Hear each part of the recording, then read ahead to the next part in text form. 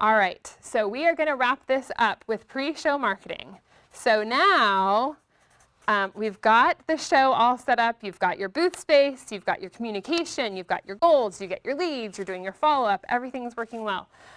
What we would recommend is that you think about doing some pre-show marketing.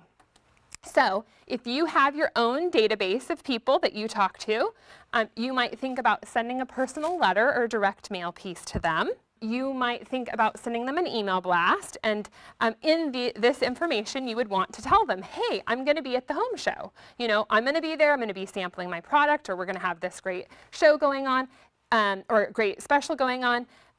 It's a great way to get people who maybe have been prospects of yours in the past who haven't made buying decisions. So if you've got a list of people that are like, gosh, you know, I've called that person so many times, they never call me back, or I met with them and they said they wanted to do it and now I don't know where they're at. If you email them and say, hey, we're going to be here, come check us out. What has worked really well for exhibitors in the past too, if you have it in your budget, is to do some sort of like a little giveaway.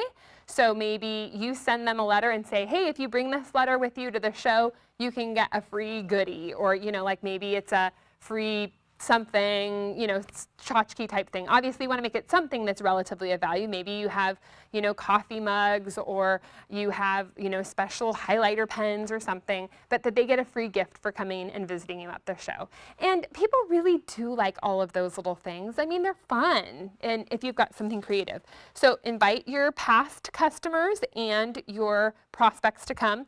If you have a past customer in your booth space, I've had this happen where you'll have a past customer come to the booth space and they say, oh my gosh, we hired this company to redo all of our floors and they did the best job, and oh my gosh, I love them, and blah, blah, blah. If you have a past customer saying great things in your booth space about you, that speaks volumes, and that is something you cannot create. You could call people, call and set up appointments. We've had people do that. If you've got prospects out there, call and set an appointment up and say, hey, we're going to be at this show. If you come, why don't you come visit us this weekend?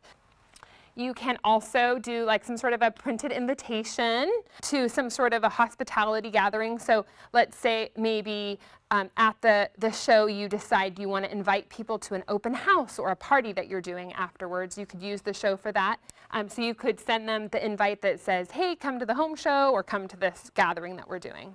And add in a local publication. So if you're already doing, I would recommend, especially if you're already advertising, put a little blurb in there that says, hey, come check us out at the show. It's a great way of getting people to come and see you. And really part of it is elevating the caliber of your organization. You've invested in the booth space, and now you're telling the local community that you're going to be involved in this event. Sending out a press release can be great as well. Press releases are great ways to get free publicity. And when you write a press release, obviously it has to be something of value. You can't just say, hey, we're not doing a whole lot, write something about us. Maybe if you've got a new product, if you're doing some, offering some new service. But what I would recommend is creating a press release for your business and then mentioning that you're going to be at the home show, and then send it to the local media. In the packets that you have there in front of you, there's a sample press release, so you can follow those guidelines. And then what I would recommend is send it out to all of the media, and then call the media and say, hey, did you get my press release? Most of the time they say no. And so then you say, okay, I'm going to resend it, and then you resend it, and then call them again and say, hey, did you get my press release? And is it something you might be interested in? And if they say, no, gosh, that's not something I can cover, or say, well, gosh, if there's anything that did come up in my business, what would you be interested in covering? Are there certain stories that you're looking for? Because if you're in communication with someone from the media, if something comes up, and who knows what can come up, they might call you and say, hey, we just had this situation happen, and we were thinking it'd be great if you could speak as an expert for us on this, or what have you. You never know. So creating those relationships with the media is great. I talked about this already, but you might want to do like some sort of a contest or a gift incentive. So you could communicate with past or current customers that you're doing something special for them if they come visit you at the home show. And then we would recommend that you post about it on all of your social media outlets. So how many of you here have some form of social media, Facebook, Twitter, blog, Pinterest, Instagram? Good job. Almost all of you. That's awesome. So put it out there. I mean, even if you've got 20 likes, like put it out there that you're going to be at the show, you know. Invite as many people as you can to come and see you. Now, what we're doing that I'm excited about is we're putting together an exhibitor toolkit, and you'll be receiving that most likely next week. And in that, you'll get our Inspired Home Expo logo. You will get Facebook posts, so we're going to create already pre-made Facebook posts for you. Just plop them on. We'll include an e-newsletter text portion, so you could just plop that into any e-newsletter you might want to do. We're also going to include a little cube ad, which should be good enough for online uses or printed uses, depending on what it is that you want to do. And then we'll also include photos, you know, of the show. So we'll include a photo in there. And so you could just say, hey, we're going to be at this event this weekend. Come check us out. So it should be really easy.